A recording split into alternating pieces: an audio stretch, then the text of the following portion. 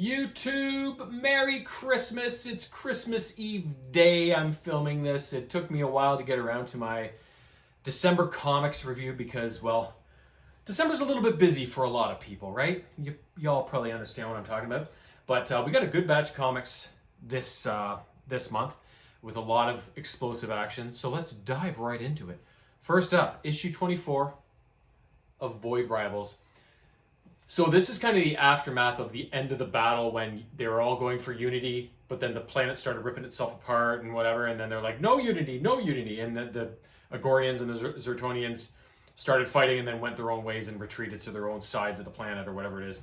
So basically there's a bunch of different things going on. First we see Celila being called back to Zerta Trion.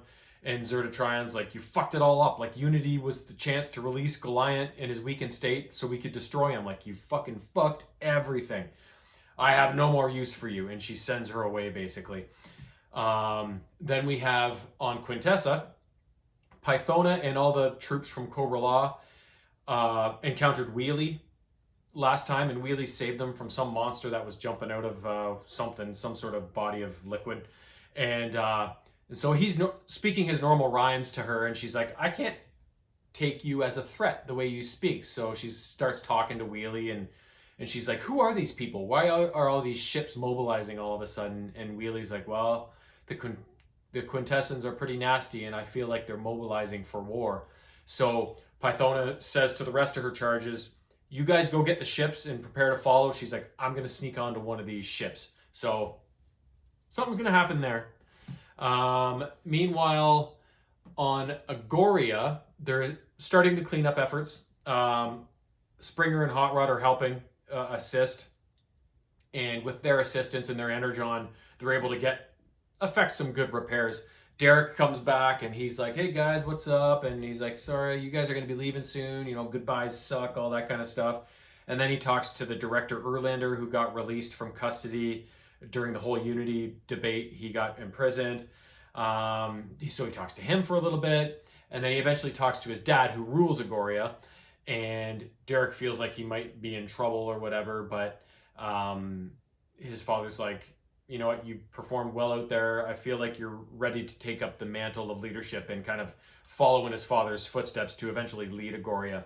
And he's like, so Derek is like, wow, that's great to hear you say that, since they've always been at odds so much. And he's like, I feel great that knowing whatever the next threat is, you know, we're going to face it together. And that's how the comic ends, with some sort of shot of deep space and something's coming. So I think it's the Quintessans, but we'll find out. But also, Derek's father, the leader of Agoria, speaks with Zalalak, who is the leader of the Zertonian side. And he makes an appeal to Derek's dad and is like, you guys are like so far ahead in your rebuilding efforts with the help of those Transformers and the Energon and everything. Like, could you spare some for us? Because we're pretty hurting over here. And Derek's dad could have extended the olive branch, but he did not. He said, you know what? We still have to, there's still lots to do here. We still have to worry about ourselves first. So as of right now, no, we can't help you. So Zalalak was like, I understand your decision. He's probably pissed about it. He's just doing the diplomacy thing, but I expect some tension to arise between the two sides still due to that, and of course all the other stuff that's happened. And then the only other thing that happens is, once Zerta Trion sent Celila away, she ended up in the Temple of Zerta's Light or something like that on Zertonia. And the priestess lady, or whoever runs that temple, which we've seen her in past issues when she's conferring with Zalalak and the big bruiser guy that always went out and fought everybody. I forget his name. She's talking to Celila like, you really fucked up. You ruined everything. And she's like, Celila's like chained to the floor in this temple. And she's like, you'll be here for a long time. Yeah, bye. And then after the priestess or whatever leaves, because Celila still has Derek's handroid on her arm, she's like, handroid?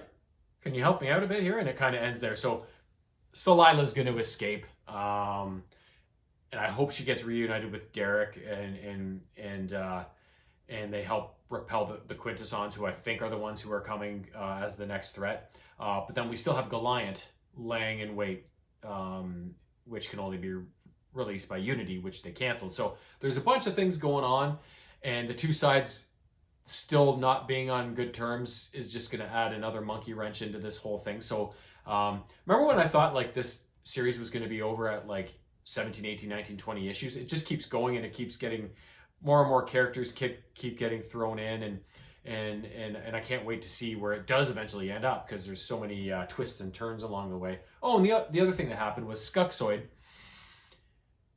the little robot guy being controlled by Skuxoid Prime, is been carving up the Skuxoid and creating new Skuxoids out of them. And Skuxoid on the operating table like tricks the droid into like being like, oh, I got something to show you. I think I have an idea for how we can get more pieces out of me. And the droid's like, oh, okay. And then he finds a way to escape and destroy the droid. And he's like, fuck you. And the other Skuxoids are like, what'd you do that for? Because we're going to have a Skuxoid revolution. So Skuxoid's got to come into play at some point here in the main story again.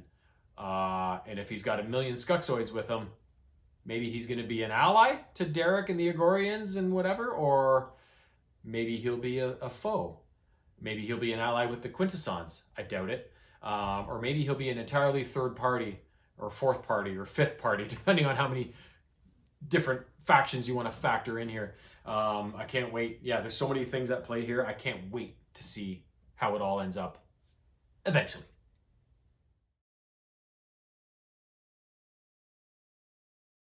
Next up, 4 issues of Turtles. The first being issue 3 of 5 of the latest Ninja Turtles Power Rangers team up.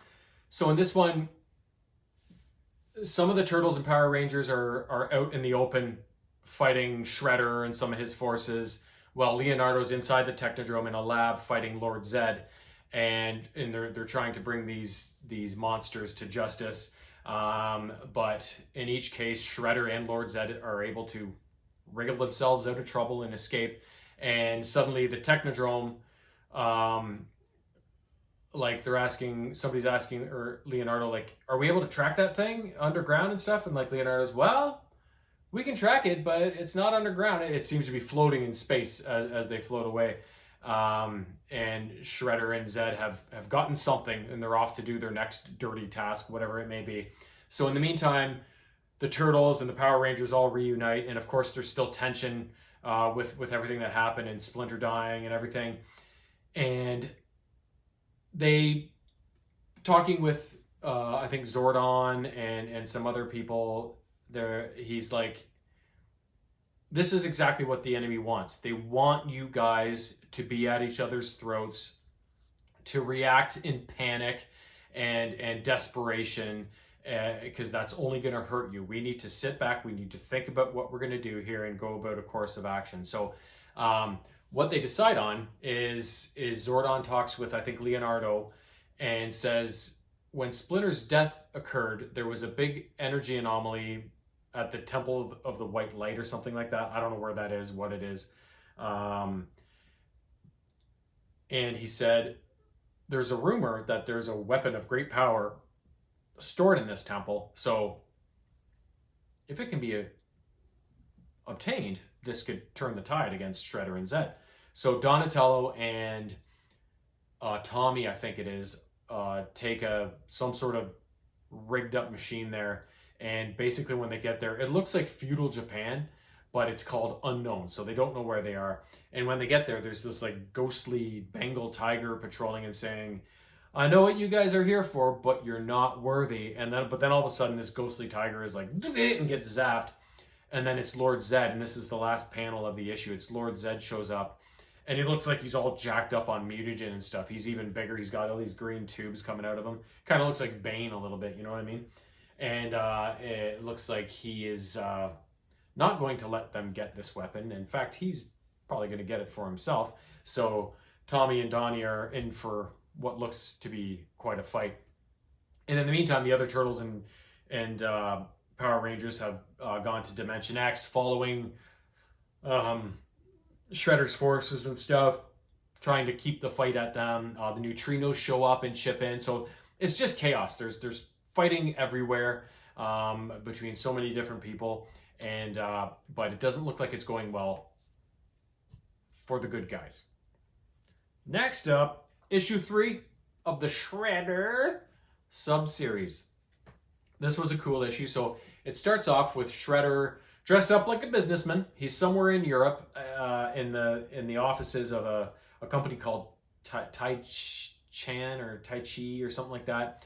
And so he's welcomed by the receptionist, and it's like, "Oh, I trust your trip was comfortable," all that bullshit. And he's like, "Yep, I'm just waiting for the head honcho." So eventually this guy comes in, speaking German to Shredder, and Shredder's like, "Don't bullshit me. I can smell the fear on you right now. What's going on here?" And the guy's like, "What? I don't know what you're talking about." And he's like, "No. Some chick named, oh, now I forget her name, the Mourner, has been collecting parts for a bomb. I know it's coming through here. Give me the goods." And so the guy's like, "We're not supposed to talk about it. We're not." And then all of a sudden, this dude shows up through this pink portal and tries to take the guy through the portal with him. The portal closes and chops off the company guy's legs. And so then Shredder is like, goes to the receptionist, is like, "Your boss got chopped in half. I need to know where the scientist lab is." And she's like, "What scientist? We don't have any scientists." He's like, "The mad scientist. I know who he is, or I know he's here. Tell me where his lab is." So he gets the location of the lab out of her. He goes down to it. And once he's in the lab, this guy, at first there's these kind of bodies set up in the lab, and they all have kind of missing parts, just like the guy when he tried to warp the guy through and he chopped off his legs. Looks like more failed experiments of going through wormholes, like with this guy. So, and at the start of the issue, before the guy came into the offices to see Shredder, and Shredder was posing as somebody else. Shredder was looking out the window and was like, "I can see you out there." And it was Agent Avon, who's kind of his minder with the police force. She had her binoculars watching what was going on, and he could see the reflection off of them. And so he was kind of giving her the gears. And he's like, "Stay out of the way. Don't interfere. Let me do my thing," kind of thing. So now back in the scientist lab, he's checking everything out. He's going, "What a fucking lunatic," right? Suddenly this guy shows up out of a wormhole again, and him and Shredder start fighting, and they start talking about what this guy is trying to do with these experiments. And he's talking about how the universe is held together with strings, like guitar strings playing a symphony of existence and all this bullshit. And Shredder is trying to talk this guy down, talk about the Mourner and what she's trying to do. But the guy with having the power over these wormholes, he's too fast for Shredder. He kind of warps in, warps out, and so Shredder's kind of always on his back foot. Suddenly, Agent Avon gets in touch with him, and she's like, "Shredder, what's going on down there?" And he kind of fills her in, but he's like, "Stop bothering me, don't interfere." And she's like, "I got an idea." And he's like, "Would you stop?" So what she does is she goes down and cuts the power to the building, so all the lights go off. Because every time this scientist kind of opens a wormhole, there's a bit of a pinkish light that shows up before he appears. So Shredder's able to, once it's dark, he's able to cue in on these tells. And so eventually he's like, right through the guts. And the guy's like, "Worms, worms." And Shredder's like, "No, those are your entrails. Say goodnight, doctor," that sort of thing. So then he kind of exits the building, and so I guess they got a little bit of intel, and at least they killed this guy. But basically, at the end of the issue, they kind of realize that the Mourner is trying to open up wormholes to Earth to bring in all sorts of chaos and bad things that are going to destroy the Earth, kind of thing. So, and we see her on the last panel, kind of looking all excited as she's doing something with some of her tech or whatever. So, Shredder's got his work cut out for him, and we got 2 issues left to witness him do it. Last up for the Turtles, issues 1 and 2 of a new Casey Jones sub-series. As the series kicks off, it's a brief little panel about a guy and a young kid kind of out with rifles in the woods, and they have a pack of dogs with them, and they're hunting this kind of mutant gecko thing. And the guy's like, "Go on, boy, take the shot." And the kid's like, "I can't do it." And he's like, "What do you mean you can't do it?" It was not with him watching. And then it shows off in the distance a big mansion or something on the shore, and there's a guy silhouetted up in the top level, like looking out, watching what's going on. So we don't know exactly what that's all about, because after that brief sequence, it gets into the Casey Jones stuff. So it picks off. It picks up not long after. I can't remember if that was the regular Turtles series or if it was a sub series, but District Attorney Hale, before he was turned into a mutant, he shot Casey Jones during a battle they had. So Casey, he didn't die, but he was in rough shape, and so basically he's in his apartment. April's been staying there, trying to nurse him back to health, but he can't help doing what Casey Jones does. So he wants to go out and patrol and help the neighborhood and everything. So he sneaks out one night, and in the park he finds these punks shaking down a young mutant. So I think she's a meerkat or some weird kind of little rodent thing. A young kid named Annabelle, and so he beats these guys up, but one of them suddenly injects this like blue liquid into him, and he becomes all like ah in kind of overdrive, and it manages to get the drop on Casey, and Casey's like, uh-oh, what's this all about, right? But then the turtles arrive and are able to turn the tide and send those guys packing. So Casey comforts Annabelle. Whoa, I almost tipped backwards. And tries to get out of her, like, what were you doing in the park alone? Like, what's going on? But she's tight-lipped. And so her and Casey and the turtles go up to a rooftop. They get some pizza. They talk over, what's going on and whatever. And they're like, what's with this chick? And he's like, I don't know. I can't get anything out of her. So then eventually the conversation turns to the fact that Casey's bleeding out of his stitches where he got shot. And Raph's like, Casey, you can't be doing this, man. You're fucking wounded. Like, you can get back out here with us, but wait till you're fully healed. You're just going to kill yourself. So Casey and Raph get into it a bit because Casey's not hearing that, right? So after that happens, Casey eventually gets a little hard-headed with Annabelle and is like, I can't help you if you don't tell me what's going on. And so eventually she says, like, my dad is missing and I went to look for him, but he's a criminal, so nobody cares. So then she says he's a smuggler. I can't remember the name of him. And Casey's like, you know what? I'll get him back for you, right? So then he goes off on a mission to locate Annabelle's dad. And the next kind of thing that happens is we see two mutants doing some sort of a delivery in a van, and they get snatched by this mutant that's like a really huge ripped, like it looks like a white snow leopard kind of thing. And eventually we see these mutants thrown into a holding pen, and they are met in the pen by another mutant that's trapped in there, and it's the little goat or sheep mutant that came up in past issues, and this is Annabelle's dad. God, is that Sola or something like that? And he fills them in on what the hell is going on in this facility. So basically, after this, we see the white snow leopard walking with the guy we saw at the very start of the first issue that was hunting with the kid, walking with him. So basically what's happening is whoever's running this place is basically, it looks like they're wanting to hunt mutants for sports. And this white snow leopard is running the operation that is snatching mutants off the street and bringing them to him, sort of thing. So then eventually Casey discovers mutants are being snatched, and that's probably where